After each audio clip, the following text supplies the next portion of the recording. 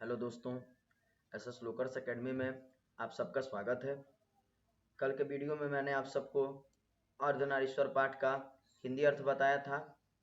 आज के इस वीडियो में मैं आप सबको जो बचा हुआ अर्थ है उसको बताने जा रहा हूँ। तो आप सभी लोग अगर पिछले वीडियो को नहीं देखे होंगे तो सबसे पहले उस वीडियो को आप सभी लोग देखिएगा और उसके बाद इस वीडियो को देखिएगा ताकि शुरू से लेकर के आखिरी तक आपको पाठ समझ में आ जाए। तो देरी न करते हुए मैं आगे के अर्थ को बताना शुरू करता हूँ। तो आप सभी लोग इस वीडियो को आखिरी तक देखिएगा। कहा जा रहा है, इसी प्रकार प्रसाद जी की ईड़ा के विषय में यदि यह कहा जाए कि ईड़ा वह नारी है जिसने पुरुषों के गुण सीखे हैं, तो निष्कर्ष यही निकलेगा कि प्रसाद जी भी नारी को पुरुषों के क्षेत्र से अलग रखना चाहते थे। और रविंद्रनाथ का मत तो और भी स्पष्ट है। वे कहते हैं, जैसे कल हम लोग पढ़े थे कि प्रसाद जी जयशंकर प्रसाद हो गए, प्रेमचंद्र हो गए, रविंद्रनाथ हो गए, तो ये सभी लोग जो है रोमांटिक कवि लोग और चिंतक लोग थे जिन्होंने अपने अपने अनुसार पुरुष और नर के बारे में बताए थे। तो वैसे ही रविंद्रनाथ भी जो है नारी के बारे में बहुत सारे कथने कहे हैं।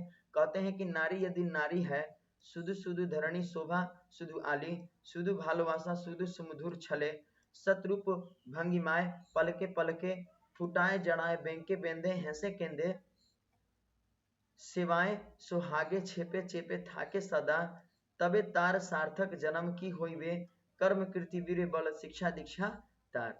यानी ये जो रविंद्रनाथ थे वो अपने अनुसार नारियों के बारे में कहते हैं कि नारी की सार्थकता उसकी भंगिमा के मोहक और आकर्षक होने में है, केवल पृथ्वी की शोभा, केवल आलोक, केवल प्रेम की प्रतिमा बनने में है। कर्म कृति वीर बल और शिक्षा दीक्षा लेकर वह क्या करेगी। यानी जो ये पंक्तियां दिया गया उस पंक्तियां का जो अर्थ है वो ये है कि जो रविंद्रनाथ हैं वो कहते हैं कि नारी जो है बस उसकी सार्थकता यानी कि उसका सही रूप है, उसका सही रूप यही है कि पुरुष को रिझाने मात्र है, पृथ्वी की शोभा बढ़ाने मात्र है, केवल प्रेम की प्रतिमा बनने में है। वो बस जो है आकर्षक के रूप में महिलाएं हैं। महिला जो है काम के क्षेत्र में, शिक्षा के क्षेत्र में और वीरता के क्षेत्र में जो है वो कुछ नहीं कर सकती हैं। उनका काम बस जो है पुरुष को रिझाने में, पृथ्वी की शोभा मात्र बनने में और प्रेम की प्रतिमा बनने में है। ये रविंद्रनाथ कहते हैं। लेकिन हमारे लेखक जो रामधारी सिंह दिनकर है वो कहते हैं कि मेरा अनुमान है कि ऐसी प्रशस्तियों को ललनाएं कभी भी बुरा नहीं मानती। ललनाएं का यहाँ पे अर्थ होगा स्त्री के लिए सूचित शब्द, मतलब स्त्रियों के लिए जो है ललनाएं शब्द का प्रयोग किया गया। तो हमारे जो रामधारी सिंह दिनकर है वो कहते हैं महिलाओं को कि जो ऐसी बातें रविंद्रनाथ के द्वारा, प्रसाद के द्वारा, प्रेमचंद्र के द्वारा कही गई है, तो इसको सुन करके जो स्त्रियां हैं वो बुरा नहीं मानेंगी। क्यों नहीं मानेंगी? क्योंकि सदियों की आदत और अभ्यास से उनका अंतर मन भी यही कहता है कि नारी जीवन के सार्थक पुरुष को रिझा कर रखने में है। तो वही दिनकर जी कह रहे हैं कि ऐसा वो बुरा इसलिए नहीं मानेंगे क्योंकि शताब्दियों से यानी पहले से ही इनको अपने मन में बैठा ली है या मन में ठान ली है ये लोग कि हम लोग जो क्या है बस पुरुषों को रिझाने के लिए है।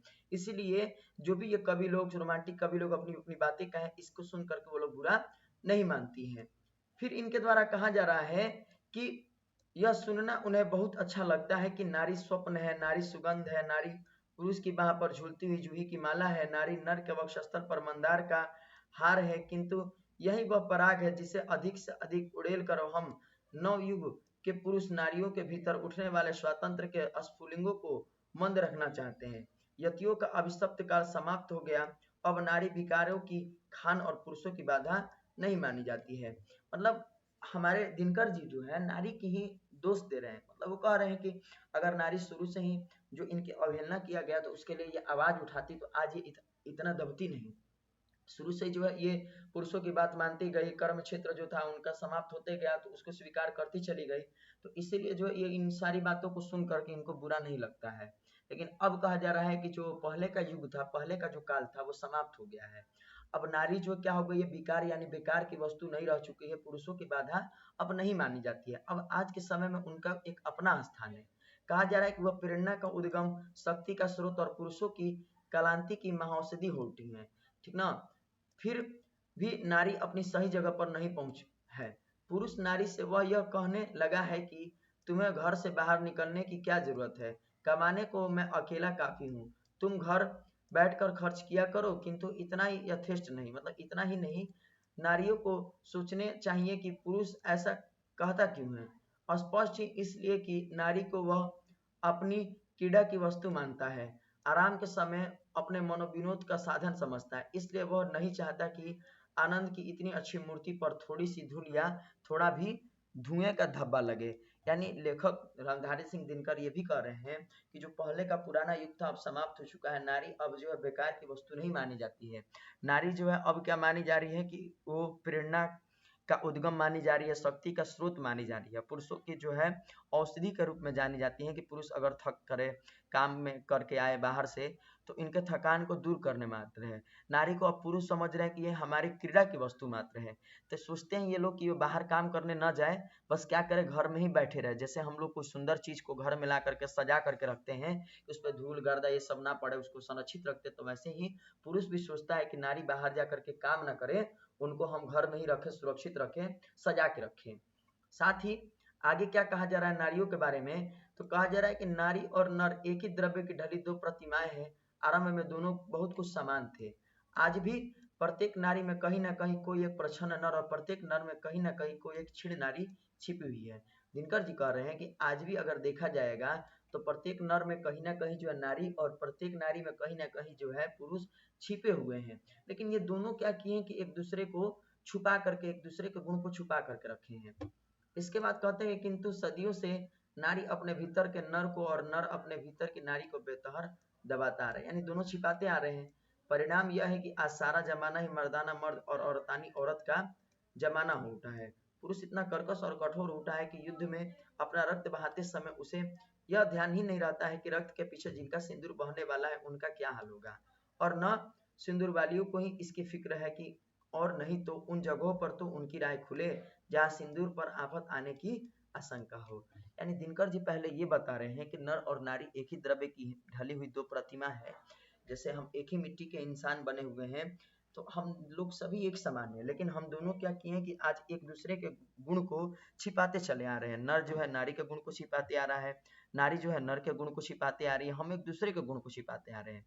और इस तरह छिपाते आ रहे हैं कि इतना हम पुरुष कठोर बन चुके हैं कि अगर युद्ध में भी हम अपने जाते हैं तो हमको ये ध्यान नहीं रहता है कि हम चले जाएंगे तो हमारे पीछे पत्नी का, घर वालों का क्या होगा, या हमारी जो पत्नियां हैं उनको भी कोई फिक्र नहीं रहता है कि हम युद्ध पे जा रहे हैं तो हमें रोके, वो भी हमें नहीं रोकती है, वो भी हमें युद्ध पे जाने देती है। वो सोचती ही नहीं है कि अगर हम मर जाएंगे हमारे पीछे कौन घर बार को संभालेगा, ये चीज वो भी नहीं सोचती है। इसी बात को लेखक जो है दिनकर जी हमें समझाना चाह रहे हैं। ये भी कहते हैं उदाहरण के तौर पे कि कौरवों की सभा में यदि संधि की वार्ता कृष्ण और दुर्योधन के बीच ना होकर कुंती और गांधारी के बीच हुई होती तो बहुत संभव था कि महाभारत नहीं मचता। मतलब दिनकर जी एक उदाहरण के तौर पे हमें समझा रहे हैं कि जो कौरव और पांडवों में युद्ध हुआ था, तो कौरव पांडव में युद्ध हुआ था, तो अगर ये संधि हो जाता वार्ता इन दोनों के माओं के बीच, कौरवों की माओं के बीच और दुर्योधन की जो माँ थी उनके बीच अगर हो जाती, कुंती और गांधारी के बीच, तो ये दिनकर जी कल्पना कर रहे हैं तो बहुत हद था कि महाभारत नहीं मचता। क्योंकि महिलाएं समझती, महिलाएं जो है बात जानती कि नहीं हम लोग युद्ध लड़वाएंगे अपने बेटों में तो हम ही दोनों का नुकसान होगा, तो इससे वो समझती और युद्ध को ये लोग रोकती। लेकिन नहीं, उस समय भी महिलाएं चुप थी और आज भी चुप है, क्योंकि उस समय भी कुंती और गांधारी तभी निश्चेष थी और आज भी निश्चेष, यानी उस समय महिलाएं चुप थी और आज भी जो है चुप है। इसके बाद कहा जा रहा है कि बल्कि द्वापर से कलिकाल तक पहुंचते पहुंचते वे अपने भीतर की नरता का और भी अधिक दलन कर चुकी है। द्वापर यानी कि उस समय के युग से लेकर के आज कलयुग तक पहुंचते पहुंचते महिलाएं जो अपने अंदर नर के गुण को और दबा चुकी है। जहाँ कहीं फूलों का दर्शन और रेशमी वस्त्रों का हाट है, नारियां अपने मन से वहीं जमा होती। जिन कांडों से फूलों के बाग उजड़ते और रेशमी वस्त्र के बाजार जलकर खाक हो जाते, उनके संचालन और नियंत्रण का सारा भार उन्होंने पुरुषों पर डाल रखा है। ये कहा जा रहा है लेखक के द्वारा कि महिलाएं जो है अब कोई भी अगर रुकावट हो, कोई भी इन पे प्रतिबंध लगाया जाए तो उस पर ज्यादा ये बोलचाल नहीं करती थी। ये ज्यादा कहाँ इकट्ठा होती थी, जहाँ कपड़ा का, वस्त्र का, रेशमी फूलों का प्रदर्शन हो, वस्त्रों का प्रदर्शन हो, वहां जमा होती और वहां बैठती, वहां गप्पे सप ये सब लड़ाती, हर चीजों को खरीदती। लेकिन जहाँ राय के बात आए वहां अपनी ये लोग राय नहीं देती थी। आगे कहा जा रहा है कि आधी दुनिया उछलने कूदने, आग लगाने और उसे बुझाने में लगी और आधी दुनिया फूलों की सैर करने में है। इसके बाद कहते हैं लेखक कि नर नारी के प्रचलित संबंधों का मनोवैज्ञानिक प्रभाव संसार के इतिहास पर पड़ रहा है, और जब तक यह संबंध नहीं सुधरते शांति के मार्ग की सारी बाधाएं दूर नहीं होगी। नारी कोमलता की आराधना करते करते इतनी कोमल हो गई है कि अब उसे दुर्बल कहना चाहिए। उसने पुरुष के से अपने आप को इतना विहीन बना लिया है कि कर्म के बड़े क्षेत्रों में पांव धरते ही उसकी पंक्तियां कुम्हलाने लगती है, और पुरुष में कोमलता की जो प्यास है उसे नारी भली भांति शांत कर देती है। फिर पुरुष अपने भीतर कोमलता का विकास क्यों करे? मतलब यहाँ पे नर और नारी के बारे में दिनकर जी कह रहे हैं कि अगर मान लीजिए अगर नारी को कर्म के क्षेत्र में भी काम करना है, तो इतना वो अपने आप को पुरुषों के द्वारा कोमल मान चुकी है, तो वो कर्म के क्षेत्र में भी जो है काम करने में घबरा रही है। ऐसे सोचती है कि मैं जाऊंगी काम करने तो मेरे से गलतियां ना हो जाए। और वैसे ही पुरुष पुरुष के अंदर जो कठोरता का गुण होता है, कोमलता का गुण उतना नहीं होता। कोमलता उसकी महिलाएं ही शांत कर देती हैं, तो इसलिए वो कोमल के गुणों के बारे में वो समझ नहीं पाता है। इसके साथ ही आगे कहा जा रहा है कि इस स्थिति से बाहर निकलने का एक रास्ता यह है कि जिसे रोमांटिक कवियों और चिंतकों ने बतलाया है, बल्कि वह है जिसकी ओर संकेत गांधी और मार्क्सवाद करते हैं। यहाँ हमारे दिनकर जी कह रहे हैं कि इस स्थिति से बाहर निकलने के लिए एक रास्ता जो है किसने सुझाया? तो जो रोमांटिक कवि और चिंतक लोग हैं वो नहीं, वो तो अलग ही कुछ बातें बता रहे थे। हमें किसने इस स्थिति से बाहर निकलने की बातें बताएं? तो जो गांधी जी और कार्ल मार्क्स थे, उनके बारे में जो है हम उनके कथन को सुन सकते हैं। वो क्या बताते? तो वो बताते कि निवृत्ति मार्गियों की तरह नारी से दूर भागने की बात तो निरी मूर्खता की बात है, और भोगवादियों के समान नारी को निरे भोग की वस्तु मान बैठना और भी गलत है। नारी केवल नर को रिझाने अथवा उसे प्रेरणा देने को नहीं बनी है। मतलब कहा जा रहा है रामधारी सिंह दिनकर जी के द्वारा कि नारी केवल मतलब पुरुष को रिझाने के लिए या नर को रिझाने के लिए नहीं बनी है। उनका भी अपना जो है कर्म क्षेत्र में क्या है?